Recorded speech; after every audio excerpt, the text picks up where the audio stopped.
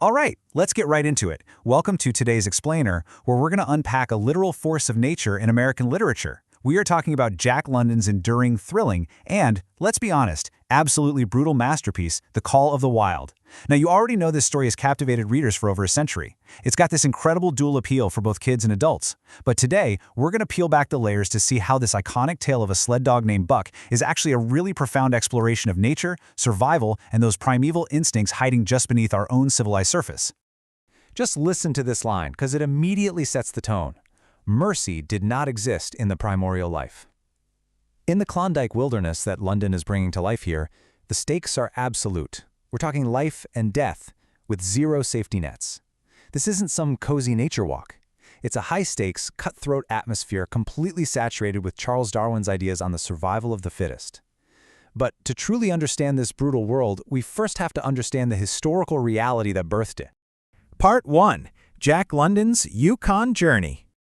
So before we can track our canine hero, we kind of have to look at the sheer, harrowing physical toll this landscape took on the author himself. Jack London was just 21 years old, completely unknown at the time, when he threw himself in with the thousands of stampeders during the Klondike Gold Rush.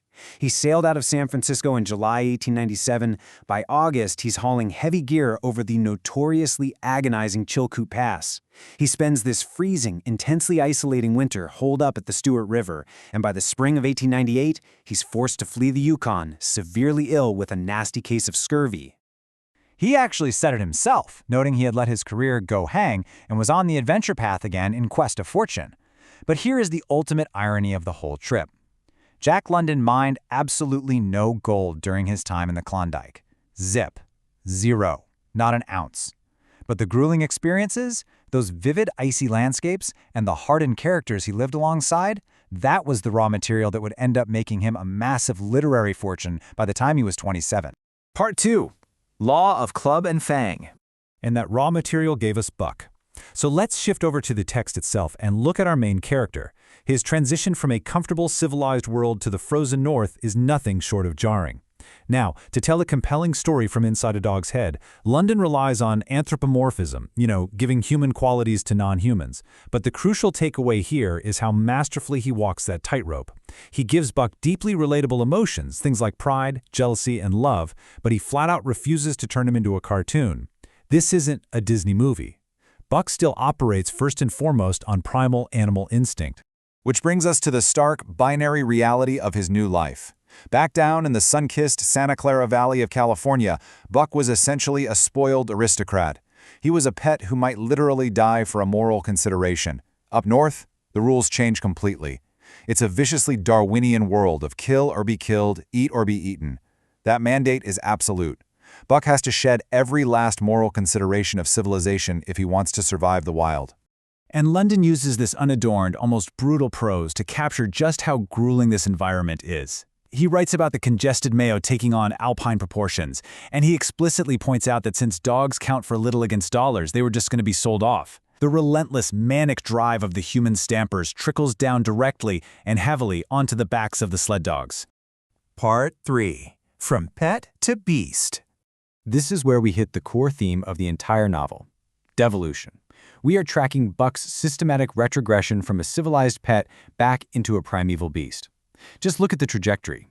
Buck starts at Judge Miller's estate, pampered, soft, civilized. Then bam, he's kidnapped and beaten by the man in the red sweater, which is a very harsh introduction to the law of club. Next, he's put to grueling work by the mail couriers, Perrault and Francois. After that, he suffers terribly under incompetent, cruel owners like Hal, Charles, and Mercedes.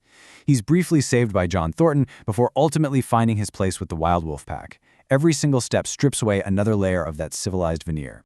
And through this agonizing process, Buck changes on a fundamental level. London writes, "He did not think these things, he merely did them." That is such a huge distinction. It shows Buck completely shedding his moral reasoning. He isn't out there plotting with human intellect anymore. He is falling back on pure, latent, feral instincts to adapt. He's quite literally reverting to the ancient ways of his ancestors. You can almost feel that relentless momentum pulsing right through the text itself. London describes this vague, sweet gladness and the wild yearning stirring up inside Buck. The writing perfectly mirrors that unstoppable forward momentum of survival. It drives Buck to thrust his nose into the cool moss and just listen to the call sounding deep in the forest. He doesn't reason about it. He is simply impelled to act. Part 4. The Pursuit of Mastery. But here's the thing about Buck. He doesn't just want to scrape by and survive. He actively seeks to dominate. He must master or be mastered. That is the ultimate law of the pack. And this ferocious drive leads to that inevitable, brutal clash for leadership with the lead dog, Spitz. Buck wants to lead because it is wired into his nature now, fueled by this incomprehensible pride of the trail. And because London refuses to pander or hide the brutality of this world, Buck uses his primeval cunning to defeat Spitz and claim his dominance, without an ounce of mercy. Yet, right when Buck is on the very precipice of fully returning to the wild, London throws in this fascinating meta layer of tension. Enter John Thornton. Thornton introduces a totally alien concept to Buck's new reality: genuine, passionate love. This isn't just a working partnership like he had back at Judge Miller's estate. It's a deep adoration that temporarily drops an anchor, tying Buck back to humanity. It actually delays his complete devolution. But, as we've learned, the wild is relentless. In a notoriously violent and tragic climax, Thornton's camp is attacked by the Ye-Hats, and Thornton is killed. This pushes Buck into an absolute murderous rage. He attacks the Ye-Hats, killing several of them. And with Thornton gone, that final anchor is just instantly severed. The last tie was broken. Buck is now completely free to fully answer the call of the wild, and he eventually becomes the legendary leader of a wild wolf pack. Part 5. Hollywood Answers the Call. Now, let's pull back for a second and view this classic through a modern lens. How exactly does contemporary cinema handle London's raw, unvarnished text?